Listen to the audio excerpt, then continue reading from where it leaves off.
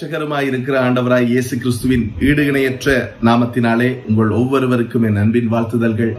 மீண்டுமாக ஒரு வீடியோ பதிவின் மூலமாக தேவனுடைய வசனத்தை தியானித்து பார்ப்பதற்கு ஆண்டவர் நமக்கு கொடுத்திருக்கின்ற இந்த அருமையான இந்த சந்தர்ப்பத்துக்காக நான் கர்த்தரை துதிக்கிறேன்.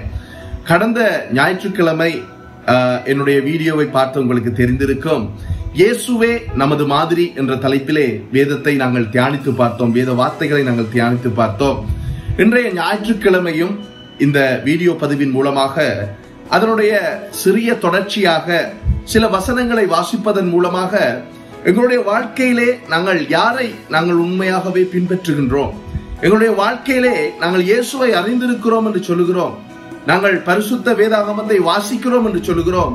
ஆனால் எங்களுடைய வாழ்க்கையிலே யார் நமது மாதிரி, யார் நமது ரோல் மாடல், யார் நமது உதாரணம், எங்களுடைய வாழ்க்கை எப்படி இருக்கின்றது, எந்த நிலையிலே இருக்கிறது என்று சொல்லி வேத வார்த்தைகளை அடிப்படையாக கொண்டு நாங்கள் தியானித்து பார்த்து கற்றுக்கொள்ள இருக்கின்றோம். ஆகையினாலே நீங்கள் என்னோடு சேர்ந்து திருப்பிக் கொள்ளலாம். 1 பேதுரு புத்தகம் 2ஆம் அதிகாரம் 21வது வசனத்தை நாங்கள் வாசித்து அந்த வார்த்தைகளின் மூலமாக ஆவியானவர் இன்றைக்கு வாழ்கின்ற மறுபுறப்படைந்த ரட்சிக்கப்பட்ட கிறிஸ்தவர்களாகிய எங்களுக்கு எதை கற்றுக் கொடுக்க விரும்புகிறார் என்று சொல்லி நாங்கள் ஆராய்ந்து பார்த்து கற்றுக்கொள்வோம். இந்த வார்த்தை இப்படியாக சொல்லுகிறது: இதற்காக நீங்கள் அழைக்கப்பட்டிருக்கிறீர்கள். நாங்கள் ஏதோ எங்களுடைய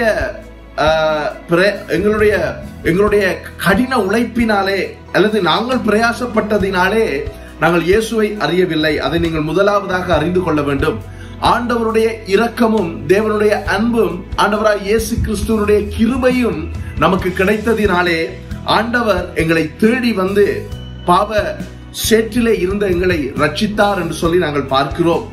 நாங்கள் பிரயாசப்பட்டதினாலேயோ அல்லது நாங்கள் செய்த ஏதாவது ஒரு நற்கிரியைகளினாலேயோ அல்லது நாங்கள் செய்த ஏதாவது எங்களுடைய அன்னதானங்கள் அல்லது ஏதாவது நாங்கள் இதற்கு முன்பதாக செய்த ஏதோ ஒரு காரியத்தினாலேயோ நாங்கள் ரட்சிக்கப்படவில்லை, நாங்கள் மறுபுறப்படையவில்லை. ஆண்டவர் பாவத்திலே இருந்த எங்களை தேடி வந்து நம்மை சந்தித்து எங்களை அவர் மீட்டுக் கொண்டதினாலே நாங்கள் ரட்சிக்கப்பட்டிருக்கிறோம். அதனாலேதான் இந்த வசனம் சொல்லுகிறது, நீங்கள் அழைக்கப்பட்டிருக்கின்றீர்கள் என்று சொல்லி. நாங்கள் அழைக்கப்பட்டிருக்கின்றோம். அதான் வேத வார்த்தைகள் சொல்லுகிறபடி உலகத்திலே நாங்கள் பார்க்கிறோம், அநேகர் சுவிசேஷத்தை கேட்கிறார்கள், நற்செய்தியை கேட்கிறார்கள், பிரசங்கம் பண்ணப்படுகிறதை கேட்கிறார்கள். ஏன் நீங்கள் கூட இதை பார்த்து கொண்டிருக்கிறவர்கள் இந்த வீடியோ பதிவை நீங்கள் பார்க்கும் பொழுதே இந்த வார்த்தைகளை நீங்கள் கேட்கிறீர்கள். ஆனால் எத்தனை பேர் உங்களுடைய வாழ்க்கையிலே மாற்றம் ஏற்படுகிறது என்று சொல்லி பார்த்தால் அநேக பேர் இல்லை. ஏனென்று சொன்னால் ஆண்டவர் சொன்னார், அழைக்கப்பட்டவர்களோ அநேகர், தெரிந்து கொள்ளப்பட்டவர்களோ சிலர் என்கிற அந்த வார்த்தையை நாங்கள் பார்க்கிறோம். ஆகையினாலே நாங்கள் அழைக்கப்பட்டிருக்கிறோம்.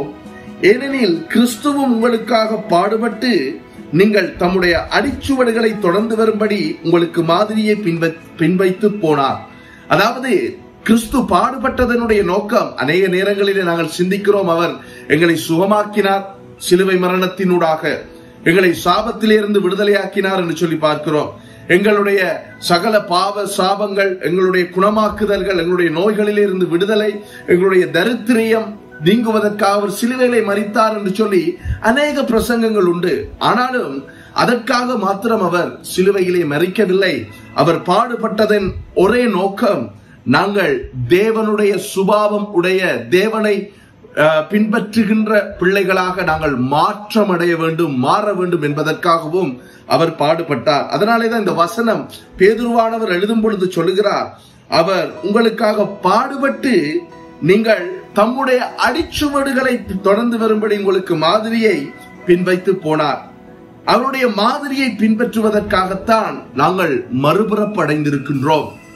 அவருடைய உதாரணத்தை, அவர் எப்படி வாழ்ந்தார், அவர் எப்படியாக இந்த பூமியிலே இருந்தார், அவருடைய இந்த வார்த்தைகள் நமக்கு சொல்லுகிறது அல்லவா, எப்படி அவர் இருந்தார் என்று சொல்லி. அதன் அடிப்படையிலே நாங்கள் அவரை பின்பற்றும்படிக்கு அவர் பாடுகளை அனுபவித்தார் என்று சொல்லியும் நாங்கள் பார்க்கின்றோம். ஆகையினாலே கிறிஸ்தவ பிள்ளைகளாகிய நாங்கள், தேவ பிள்ளைகள் என்று சொல்லுகிற நாங்கள், மறுபுறப்படைந்திருக்கிறோம் என்று சொல்லுகிற நாங்கள், ரட்சிக்கப்பட்டிருக்கிறோம் என்று சொல்லுகிற நாங்கள், எங்களுடைய வாழ்க்கையில இன்றைக்கு யார் எங்களுடைய ரோல் மாடல், நாங்கள் யாரை பின்பற்றுகிறோம்? இந்த வார்த்தைகளை நீங்கள் கேட்டுக்கொண்டிருக்கும் பொழுதே உங்களை நீங்கள் ஆராய்ந்து பாருங்கள்.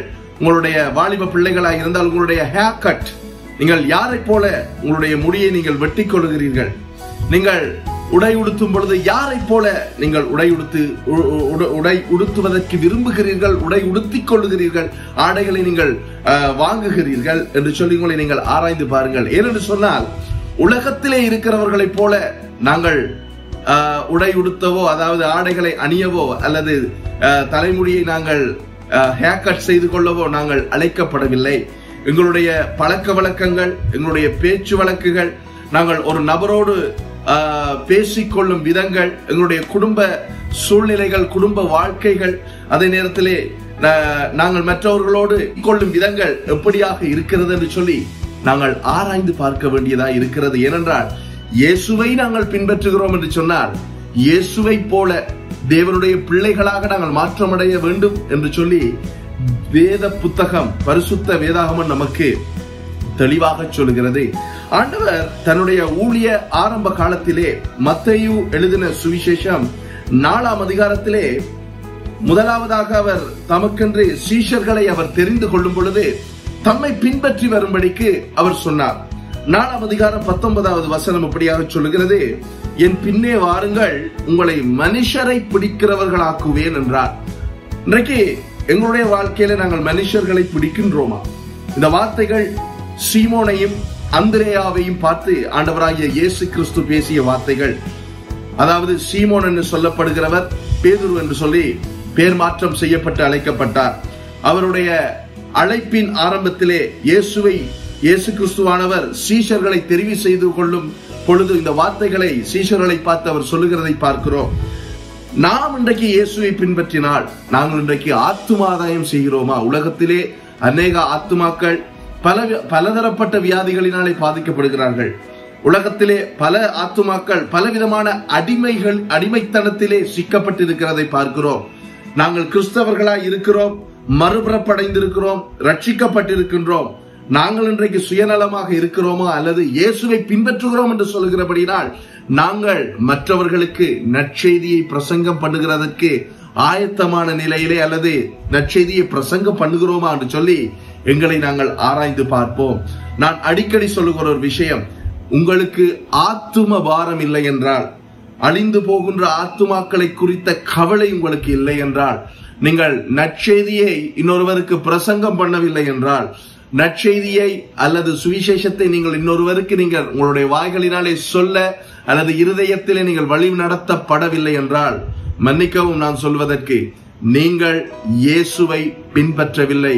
அப்பொழுது நீங்கள் சொல்லலாம், நான் யாரை பின்பற்றுகிறேன்? அது நீங்களே ஆராய்ந்து பாருங்கள். உங்களுடைய வாழ்க்கையிலே நீங்கள் இயேசுவை பின்பற்றுகிறீர்களா அல்லது யாரை பின்பற்றுகிறீர்கள் என்று சொல்லி. நிச்சயமாக இயேசுவை நீங்கள் பின்பற்றாத பட்சத்திலே நீங்கள் நிச்சயமாக பிசாசு அல்லது சாத்தானுடைய ஏதோ ஒரு காரியத்தை நீங்கள் உங்களுடைய வாழ்க்கையிலே பின்பற்றி கொண்டிருக்க முடியும். ஏனென்று சொன்னால், ஒருவேளை நீங்கள் சொல்லலாம், நான் திருச்சபைக்கு போகிறேன் தானே, நான் பாடல் பாடுகிறேன், நான் ஆராதனையிலே கலந்து கொள்கிறேன், பரிசுத்த வேதாகமத்தை கையிலே வைத்திருக்கிறேன், வேதத்தை வாசிக்கிறேன் என்று சொல்லலாம். நீங்கள் இவைகளெல்லாம் செய்தாலும் உங்களுடைய சுபாவம் இயேசுவை போல மாறாவிட்டால், நீங்கள் இயேசுவை போல அவர் ஆத்துமாக்களை குறித்து அவர் கவலைப்பட்டவராய் இருந்தார். அதனால் தான் அவர் பட்டணங்கள் தோறும் கிராமங்கள் தோறும் போய் நற்செய்தியை அவர் பிரசங்கம் பண்ணினார் என்று பரிசுத்த வேதாகமம் சொல்லுகிறது. அதை குறித்ததான பாரம், அதை குறித்ததான ஒரு கடமை உணர்ச்சி உங்களுக்கு இல்லை என்று சொன்னால் நீங்கள் இயேசுவை பின்பற்றவில்லை. நீங்கள் பிசாசினுடைய தந்திரத்தினாலே வஞ்சிக்கப்பட்டு நீங்கள் ஏதோ ஒரு காரியத்தை உங்களுடைய வாழ்க்கையிலே பின்பற்றி கொண்டிருக்கிறீர்கள். உங்களை நீங்கள் ஆராய்ந்து பாருங்கள். யோவான் எழுதின புத்தகத்திலே 1 யோவான் புத்தகம் 1ஆம் அதிகாரத்திலே ஒரு வசனம் இருக்கின்றது. அந்த வசனத்தை நாங்கள் வாசிப்போம். 1 யோவான் புத்தகம் 2ஆம் அதிகாரம் 6வது வசனம் தெளிவாக நமக்கு சொல்லுகிறது, அவருக்குள் நிலைத்திருக்கிறேன் என்று சொல்லுகிறவன் அவர் நடந்தபடியே தானும் நடக்க வேண்டும். நாம் ஆண்டவருக்குள்ளே நிலைத்திருக்கிறோம். நான் இயேசுவை ஏற்றுக்கொண்டிருக்கின்றேன், இயேசுவினாலே நான் மறுபுறப்படைந்திருக்கின்றேன், இயேசுவினாலே நான் ரட்சிக்கப்பட்டிருக்கிறேன் என்று சொல்லுகிற நாங்கள் அவர் நடந்தபடியே நாமும் நடக்க வேண்டும். உலகத்தை நீங்கள் எடுத்து பார்க்கும் பொழுது உலகம் ஏதோ ஒரு உதாரணத்தை தன்னுடைய வாழ்க்கையிலே பின்பற்றி கொண்டிருக்கிறது. உலகத்தில் இருக்கின்ற வாலிபர்களை பார்த்தீர்கள் என்றால் அவர்கள் யாராவது ஒரு நடிகனை பின்பற்றுவார்கள், வாலிப பெண் பிள்ளைகளை பார்த்தீர்கள் என்று சொன்னால் அவர்கள் யாராவது ஒரு நடிகையை பின்பற்றுவார்கள். அவர்களைப் போல ஹேர் கட் செய்து கொள்வார்கள், அவர்களைப் போல உடையுடுத்துக் கொள்வார்கள், அவர்களைப் போல பேசுவார்கள், அவர்களைப் போல தங்களுடைய பாடி லாங்குவேஜ் என்று சொல்லுவார்கள், அந்த உடல் வாக்கு, அந்த உடல் மொழியை, பாடி லாங்குவேஜ் அவர்கள் மாற்றிக்கொள்வார்கள். அவர்களைப் போல மோட்டார் பைக் வாங்குவார்கள், அவர்களைப் போல மோட்டார் பைக்கை அவர்கள் செலுத்துவதை நாங்கள் இந்த உலகத்திலே, இந்த சமூகத்திலே நாங்கள் பார்க்கலாம். ஆனால் இயேசுவை அறிந்திருக்கிறோம் என்று சொல்லுகிற நாங்கள் இன்றைக்கு நாங்கள் இயேசுவை போல வாழ்கிறோமா, அல்லது இயேசுவை போல நாங்கள் நடந்து கொள்கிறோமா இந்த சமூகத்திலே, அல்லது ஏதோ ஒரு காரியத்தை நாங்கள் செய்து கொண்டிருக்கிறோமா? முதலாவது, நீங்கள் இயேசுவை பின்பற்றுகிறவர்களாய் இருந்தால் நிச்சயமாக உங்களுடைய இருதயங்களிலே ஆத்துமாக்களை குறித்த பாரமும், அந்த ஆத்தும ஆதாயமும், அந்த நற்செய்தியை யாருக்காவது பிரசங்க பண்ண வேண்டும் என்கிற அந்த பாரம் உங்களுடைய இருதயத்திலே நிச்சயமாக இருக்கும். அப்படி இல்லை என்று சொன்னால் நீங்கள் இயேசுவை பின்பற்றவில்லை, அது நிச்சயமாக சொல்ல முடியும். ஏனென்று சொன்னால் இயேசுவினுடைய சிலுவை மரணம், உயிர்த்தெழுதலுக்கு பின்பதாக இயேசுவை பின்பற்றின சீஷர்களுடைய வாழ்க்கையை நீங்கள் எடுத்து பார்த்தீர்கள் என்றால் அவர்கள் பல உபத்திரவங்களுக்கூடாக போய் தேவனுடைய நற்செய்தியை, தேவனுடைய வசனத்தை பல பட்டணங்கள், பல தேசங்களுக்கு அவர்கள் எடுத்து சென்று இரத்த சாட்சிகளாய் மரித்ததை நாங்கள் பார்க்கிறோம். ஆனால் இன்றைய கிறிஸ்தவர்கள், இன்றைய தேவ பிள்ளைகளாகிய நாங்கள் எல்லா கதவுகளும் திறக்கப்பட்டிருக்கின்ற இந்த சந்தர்ப்பத்திலே எங்களுடைய உறவினருக்கு அல்லது எங்களை சார்ந்து இருக்கிறவர்களுக்கு, எங்களுடைய சூழலிலே வசிக்கின்ற ரட்சிக்கப்படாத வேறு மத நம்பிக்கைகள், வேறு கடவுள் நம்பிக்கைகளிலே வாழ்கின்றவர்களுக்கு நாங்கள் நற்செய்தியை பிரசங்கம் பண்ணுவதற்கு ஏதாவது முயற்சி நாங்கள் எடுக்கின்றோமா? அல்லது சுயநலமாக நான் ரட்சிக்கப்பட்டு விட்டேன், என்னுடைய குடும்பம் ரட்சிக்கப்பட்டு விட்டது, எங்களை ஆண்டவர் ஆசீர்வதித்திருக்கிறார், எங்களுக்கு வாகனம் இருக்கிறது, எங்களுக்கு பணம் இருக்கிறது, எங்களுக்கு வீடு இருக்கிறது என்று சுயநலமாக நாங்கள் வாழ்ந்து கொண்டிருக்கிறோமா? ஆகையினாலே பிரியமானவர்களே, உங்களை நீங்கள் ஆராய்ந்து பார்க்க வேண்டிய நேரம் இது. ஏனென்று சொன்னால் நாங்கள் இயேசுவினுடைய சுபாவத்துக்குள்ளே நாங்கள் மாற்றம் அடையாவிட்டால் நாங்கள் பரலோக ராஜ்யத்துக்குள்ளே பிரவேசிப்பதென்பதே அது கேள்விக்குறியான ஒரு விஷயமாக இருக்கிறது. ஏனென்று சொன்னால் தாளந்து உவமையை நீங்கள் வாசித்தால் தெரியும்.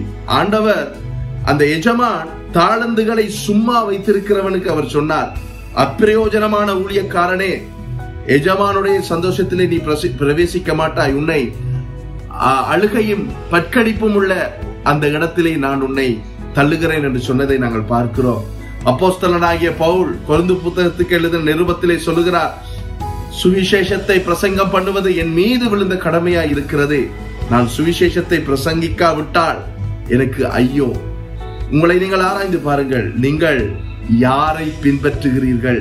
நீங்கள் இயேசுவை பின்பற்றுகிறோம் என்று சொல்லலாம், ஆனால் இயேசுவைத்தான் பின்பற்றுகிறீர்களா என்று சொல்லி உங்களை நீங்கள் ஆராய்ந்து பாருங்கள். வேத வார்த்தைகள் பொய் உரையாது, ஏனென்று சொன்னால் அது பரிசுத்த ஆவியானவரினாலே நமக்கு அருளப்பட்டிருக்கின்றது. இந்த வேத வார்த்தைகளின்படி எங்களுடைய வாழ்க்கை நாளாந்தம் நாங்கள் வாழ்கின்றோமா?